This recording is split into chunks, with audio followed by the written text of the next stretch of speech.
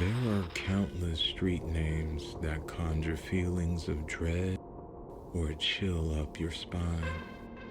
Names that sound like they belong in horror movies or ghost stories.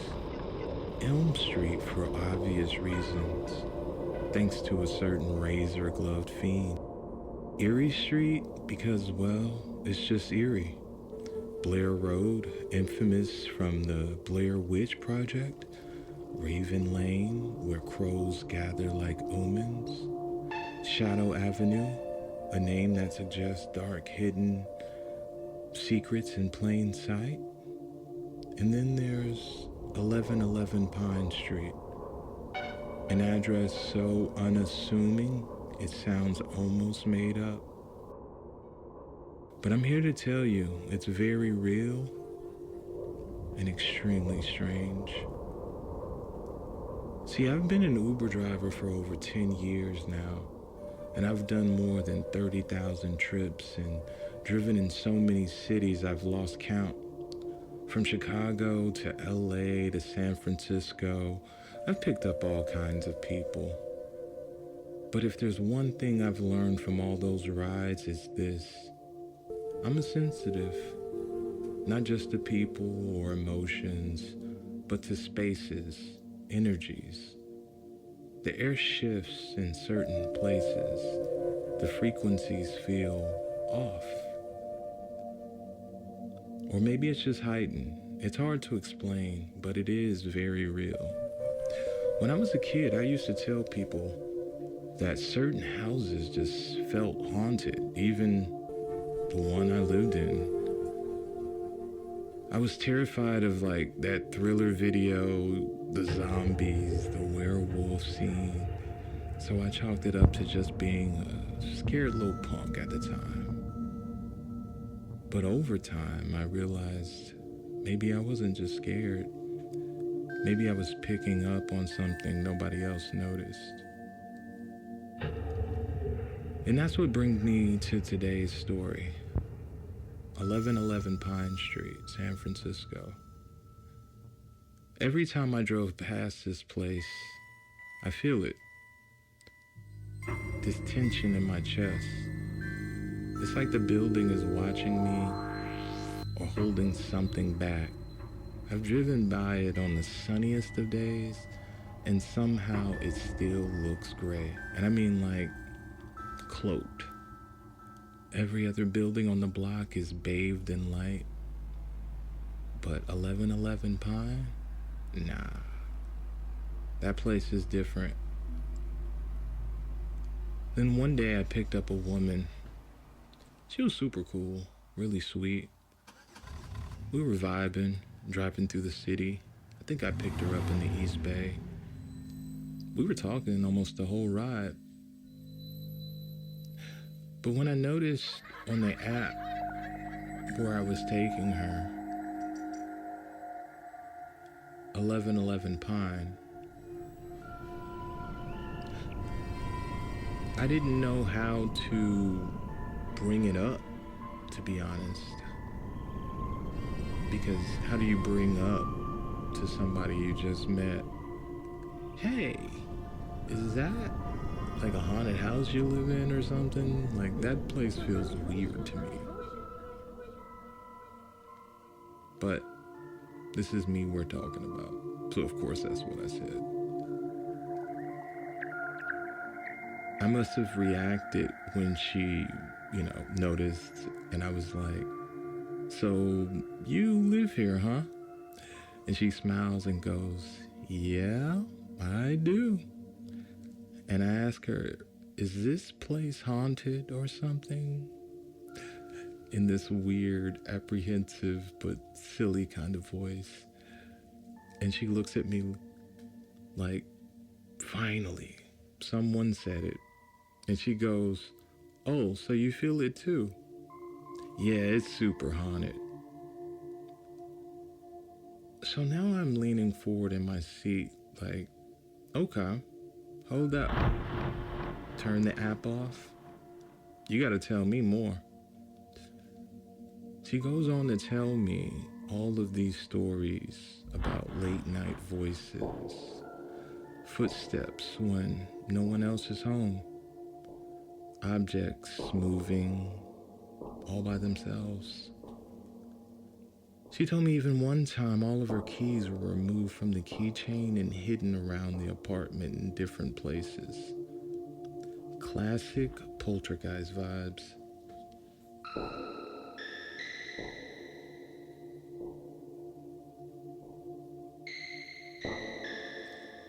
So if you guys are anything like me, you've heard tons of these kinds of stories before of hauntings, poltergeist, things going missing, hearing voices at, 3 a.m.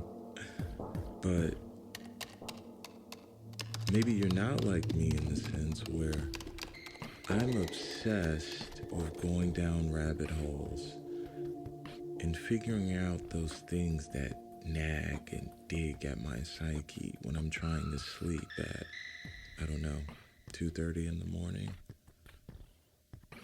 But I'm gonna let you know what I found as I dug deeper into 1111 Pine Street. That entire neighborhood is crawling with paranormal activity. Just down the street is the Queen Anne Hotel, often ranked as the most haunted hotel in all of San Francisco.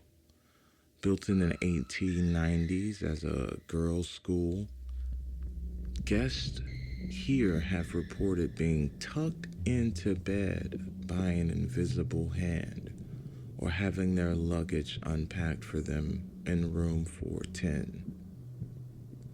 I don't know about you guys, but I've definitely had something like that happen to me, and I've definitely had many passengers tell me crazy stories of things like that.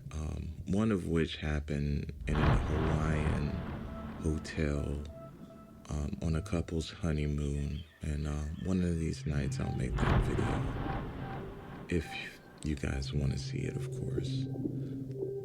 But back to the story. Across the street from 1111 Pine are some of the most expensive hotels in the city. Massive underground basements that I swear you can see from the outside. I don't know what's under there, but they just feel cavernous and hidden when you drive by. A lot of these properties were once owned by Masonic lodges. That part of the city, it used to be crawling with ritual spaces, bordellos, stories of secret ceremonies, women of the night entertaining elite members. The spiritual residue of those acts, I swear it still lingers.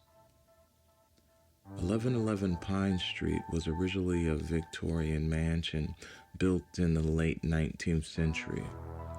In July 1890, it was featured in the Artistic Homes of California series, showcasing its ornate Queen Anne style with gables, bay windows, and a prominent turreted porch.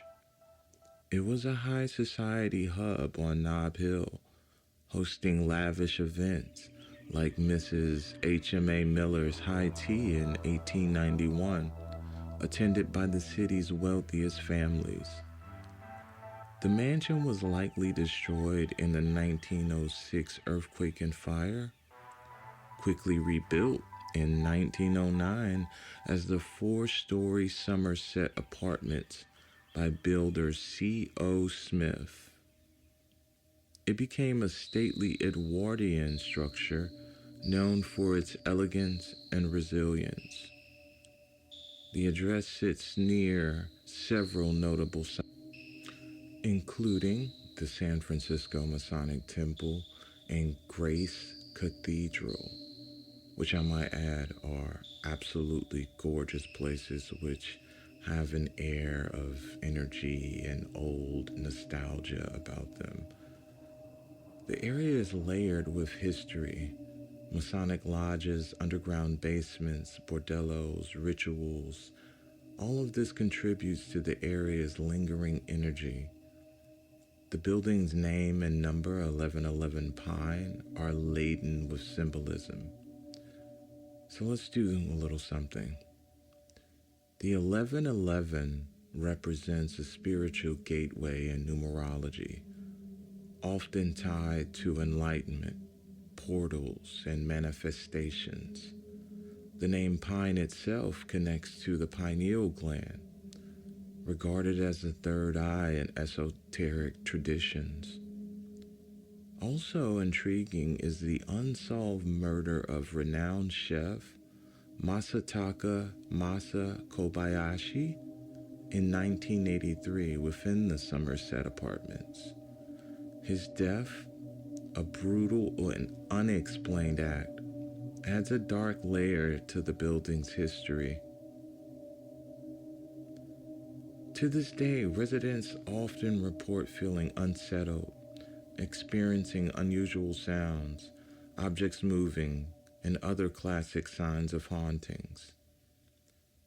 So what I felt as a kid and what I feel now isn't fear, it's awareness. And I'm telling you that building is aware of me and you too.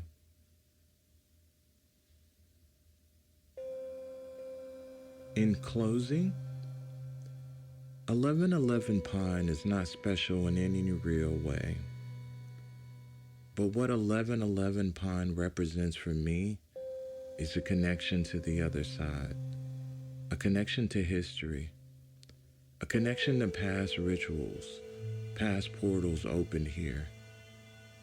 And it may not be important to anybody else, just like so many other apartments out there that exist. I think every place has the potential to be an 1111 Pine that holds so much energy and activity that's unexplainable to us modern day humans. 1111 Pine is just a symbol for the unknown, what we can't understand about our place in this universe. And what does it have to do with time? What does it have to do with me? Because I'm going to be honest, as I research 1111 Pine, I thought it was going to have some greater connection to people at large. But as I research it more, I find it really just has a connection to me. So let me know, what do you think about 1111 Pine? What do you think about portals? What do you think about people's sensitivities to such things? Because we've reached the end of our ride today. This is your stop. It's time for you to get out. But I hope you've enjoyed our story time in this ride down the weird and unknown. Make sure to subscribe if you want to hear more. Hit the like if you enjoyed this story, and remember, there's always a Pine Street out there somewhere.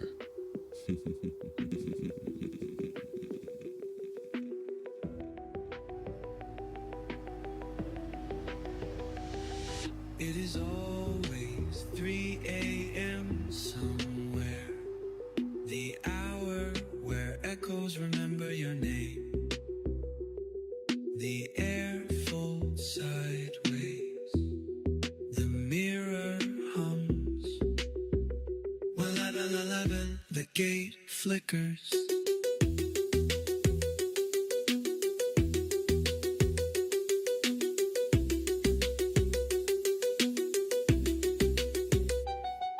You thought it was just numbers, but numbers are ancient spells.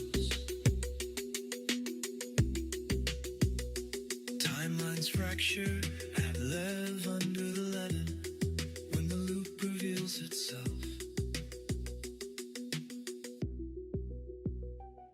The black rabbit scratches the wall. You dreamed to